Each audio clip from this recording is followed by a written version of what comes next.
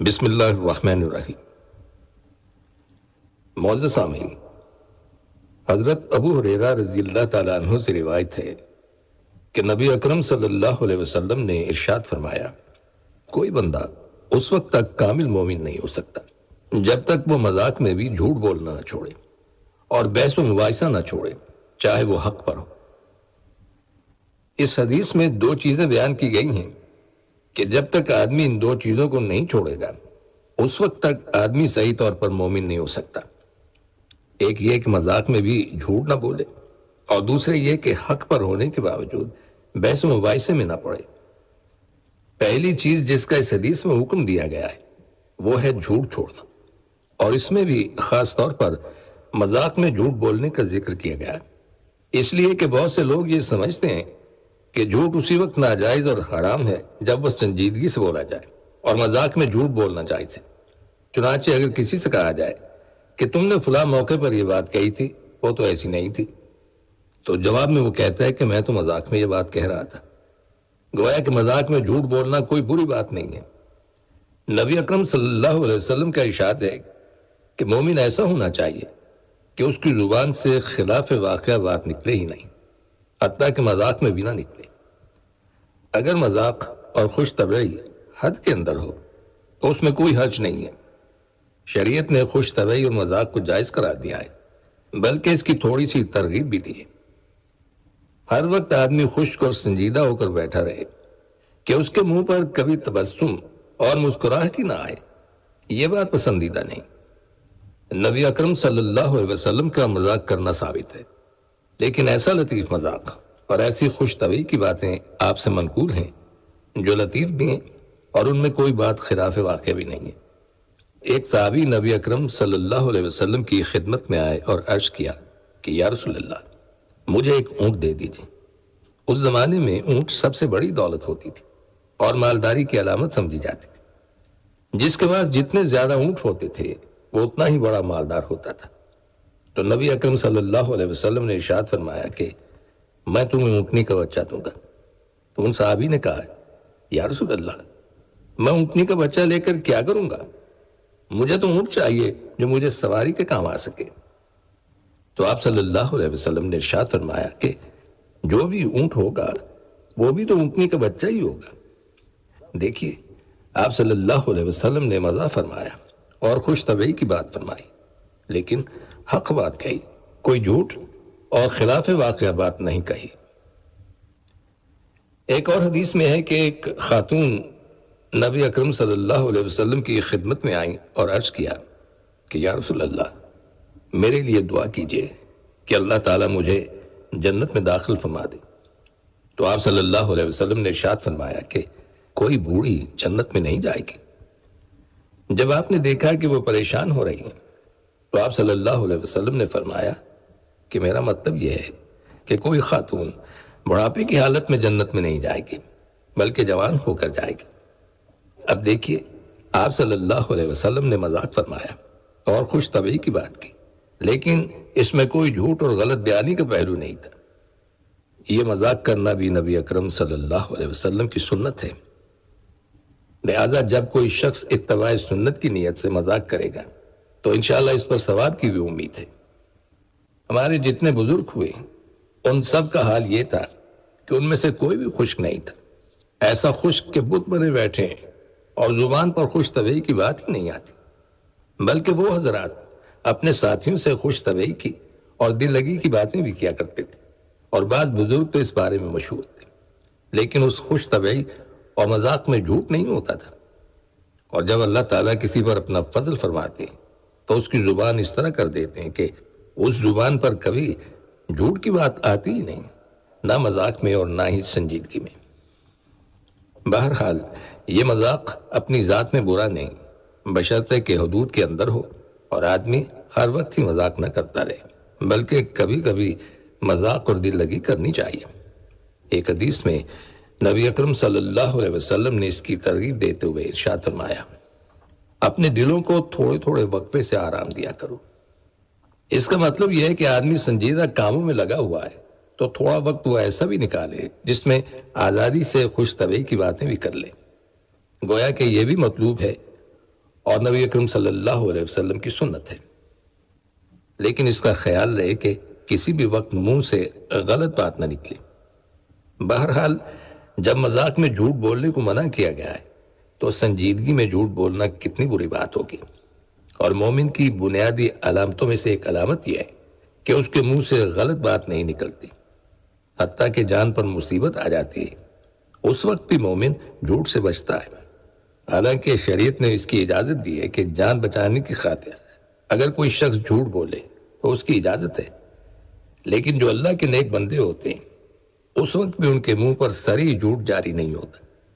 اس لیے کوشش کرنی چاہیے کہ جہاں تک ہو سکے انسان جھوٹ نہ بولے۔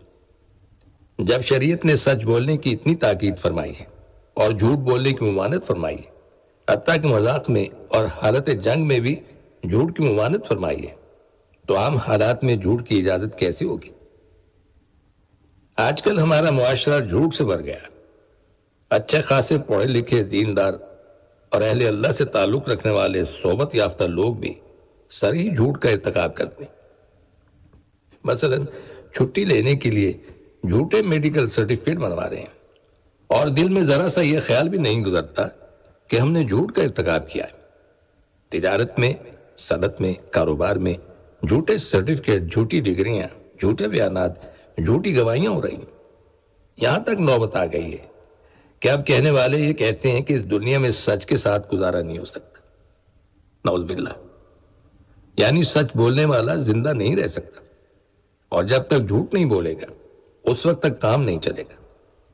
حالانکہ اللہ کے نبی صلی اللہ علیہ وسلم نے ارشاد فرمایا کہ الصدق ینجی والکذب یہلک، یعنی سچائی نجات دینے والی چیز ہے اور جھوٹ ہلاکت میں ڈالنے والا ہے اور برباد کرنے والا ہے۔ بظاہر وقتی طور پر جھوٹ بولنے سے کوئی نفع حاصل ہو جائے، لیکن انجام کار جھوٹ میں فلاح اور کامیابی نہیں ہے۔ سچائی میں فلاح ہے، اللہ کا حکم ماننے میں فلاح ہے۔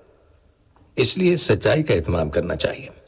اور پھر اس بارے میں بہت سی باتیں ایسی ہوتی ہیں جن کو ہر ایک جانتا ہے کہ یہ جھوٹ ہے، لیکن ہمارے معاشرے میں آج کل جھوٹ کی ہزاروں قسمیں نکل آئی۔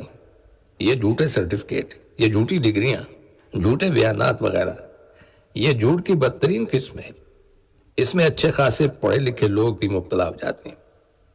اللہ تعالی ہم سب کو اس سے محفوظ رہنے کی توفیق عطا فرمائے۔ بہرحال اس حدیث میں ایک بات تو یہ بیان کی گئی ہے کہ بندے کے مکمل مومن ہونے کے لیے یہ ضروری ہے کہ وہ مذاق میں بھی جھوٹ نہ بولے۔ دوسری بات یہ ارشاد فرمائی کہ حق پر ہونے کے باوجود بحث و مباحثے سے پرہیز کرنی چاہیے۔ ہماری زبان کی آفتوں میں سے ایک بڑی آفت بحث و مباحثہ بھی ہے۔ لوگوں کو اس کا بڑا ذوق ہے۔ جہاں چند افراد کی مجلس جمی اور کوئی موضوع نکلا، بس پھر اس موضوع پر بحث و مباحثہ شروع ہو گیا۔ وہ مباحثہ بھی ایسی فضول باتوں کا جن کا نہ تو دنیا میں کوئی فائدہ ہے اور نہ آخرت میں کوئی فائدہ ہے۔ یاد رکھیے، یہ بحث و مباحثہ ایسی چیز ہے جو انسان کے باطن کو تباہ کر دیتا ہے۔ حضرت امام مالک رحمۃ اللہ علیہ فرماتے ہیں، بحث و مباحثہ علم کے نور کو تباہ کر دیتا ہے، اور بحث و مباحثے کی عادت عالموں میں زیادہ ہوتی ہے، اس لیے کہ ہر عالم یہ سمجھتا ہے کہ میں زیادہ جانتا ہوں۔ اگر دوسرے نے کوئی بات کہہ دی تو اس سے بحث مباحثہ کرنے کو تیار، اور اس مباحثے میں گھنٹوں خرچ ہو رہے ہیں، چاہے وہ مباحثہ زبانی ہو یا تحریری ہو، بس اسی میں وقت صرف ہو رہا ہے۔ سیدھی بات یہ ہے کہ اگر ہماری رائے دوسرے کی رائے سے مختلف ہے تو ہم اپنی رائے بیان کر دیں کہ میری رائے یہ ہے، اور دوسرے کی بات سن لیں۔ اگر سمجھ میں آتی ہے تو قبول کر لیں، اور اگر سمجھ میں نہیں آتی تو بس یہ کہہ دیں کہ آپ کی بات سمجھ میں نہیں آئی۔ آپ کی سمجھ میں جو آ رہا ہے آپ اس پر عمل کیجیے، اور میری سمجھ میں جو آ رہا ہے میں اس پر عمل کروں گا۔ بحث کرنے سے کچھ حاصل نہیں ہوتا، اس لیے کہ بحث اور مباحثے میں ہر شخص یہ چاہتا ہے کہ میں دوسرے پر غالب آ جاؤں، میری بات اونچی رہے، اور دوسرے کو زیر کرنے کی فکر میں رہتا ہے۔ اس کے نتیجے میں پھر حق و باطل میں امتیاز باقی نہیں رہتا، بلکہ یہ فکر سوار ہوتی ہے کہ جس طرح بھی ہو بس دوسرے کو زیر کرنا ہے۔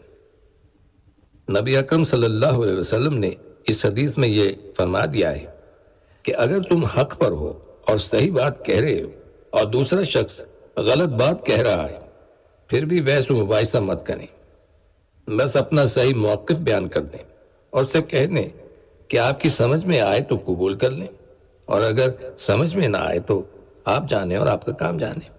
تو اس حدیث میں حق بات پر بھی بحث و مباحثے سے ممانعت فرما دی۔ سورہ کافرون جس کو ہم اور آپ نماز میں پڑھتے ہیں، یہ اسی مقصد کو بتانے کے لیے نازل ہوئی۔ وہ اس طرح کہ نبی اکرم صلی اللہ علیہ وسلم نے اپنا توحید کا پیغام کفار مکہ کے سامنے وضاحت کے ساتھ بیان فرما دیا، اس کے دلائل بیان فرما دیے، لیکن بیان کرنے کے بعد جب بحث و مباحثے کی نوبت آ گئی تو اس وقت یہ سورہ نازل ہوئی۔ قل یا ایھا الکافرون لا اعبد ما تعبدون ولا انتم عابدون ما اعبد ولا انا عابد ما عبدتم ولا انتم عابدون ما اعبد لکم دینکم ولی دین۔ آپ فرما دیجئے کہ اے کافرو، تم جس کی عبادت کرتے ہو میں اس کی عبادت نہیں کرتا، اور تم اس کی عبادت نہیں کرتے جس کی میں عبادت کرتا ہوں، اور نہ میں عبادت کرنے والا ہوں جس کی تم عبادت کرتے ہو، اور نہ تم عبادت کرنے والے ہو جس کی میں عبادت کرتا ہوں۔ تمہارا دین تمہارے ساتھ اور میرا دین میرے ساتھ۔ مطلب یہ ہے کہ میں بحث و مباحثہ کرنا نہیں چاہتا، جو حق کے دلائل تھے وہ واضح کر کے بتا دیے، سمجھا دیے۔ اگر قبول کرنا ہو تو اپنی فلاح اور کامیابی کی خاطر قبول کر لو، آگے فضول بحث و مباحثے میں وقت ضائع کرنا نہ تمہارے حق میں مفید ہے اور نہ میرے حق میں مفید ہے۔ لکم دینکم ولی دین، یعنی تمہارے لیے تمہارا دین اور میرے لیے میرا دین۔ دیکھیے، خالص کفر اور اسلام کے معاملے میں بھی اللہ تعالیٰ نے یہ فرما دیا ہے کہ یہ کہہ دو کہ میں جھگڑا نہیں کرتا اور بحث و مباحثے میں نہیں پڑتا۔ جب کفر اور اسلام کے معاملے میں یہ حکم ہے تو اور دوسرے مسائل میں اس سے زیادہ بچنے کی ضرورت ہے۔ لیکن ہماری حالت یہ ہے کہ ہر وقت ہمارے درمیان بحث و مباحثے کا سلسلہ چلتا رہتا ہے۔ یہ باطن کو خراب کرنے والی چیز ہے۔ اگر کسی سے کسی مسئلے پر کوئی بات کرنی ہو تو طلب حق کے ساتھ بات کرو اور حق پہنچانے کے لیے بات کرو، اپنا موقف بیان کرو، دوسرے کا موقف سن لو، سمجھ میں آئے تو قبول کر لو، سمجھ میں نہ آئے تو چھوڑ دو، لیکن بحث نہ کرو۔ اس حدیث کی تشریح سے معلوم ہوتا ہے کہ بحث و مباحثے سے ظلمت پیدا ہوتی ہے، کیونکہ ایمان کامل نہ ہونا ظلمت ہے۔ اور سامعین، اس کے ساتھ ہی ہمارے آج کے پروگرام کا وقت بھی اب ختم ہوتا ہے، اس دعا کے ساتھ کہ اللہ تعالی ہم سب کو صراط مستقیم پر چلنے کی توفیق عطا فرمائے، آمین۔ آئندہ ملاقات تک کے لیے محمود احمد کو اجازت دیجیے، اللہ حافظ۔